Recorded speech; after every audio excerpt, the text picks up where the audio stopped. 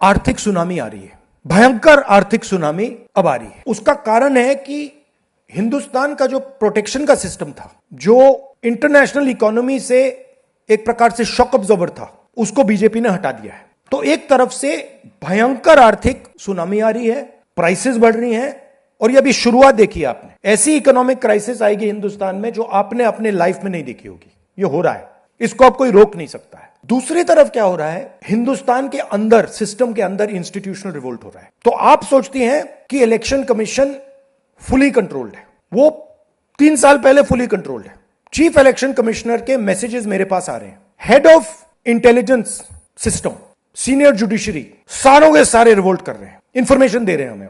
तो जो कंट्रोल का सिस्टम था एक तरफ से, वो कोलैप्स कर रहा है अंदर से, क्योंकि लोगों को दिख रहा है कि जनता का प्रेशर अब ऐसा भयंकर आएगा, अगर हम इस रास्ते पे चलते गए तो हमारे लिए रिस्क हो जाएगा। आप क्या सोचते हो, अगर जनता को मालूम है कि इलेक्शन सिस्टम रिग्ड है और जनता की मतलब इकोनॉमिक प्रेशर, गरीबी, दर्द के कारण जनता में गुस्सा आ गया, आप क्या सोचते हो कि इलेक्शन कमिश्नर को डर नहीं लगेगा कल क्या होने वाला है? तो अब क्या हो रहा है, सिस्टम अंदर से ऐसे हिल रहा है पूरा।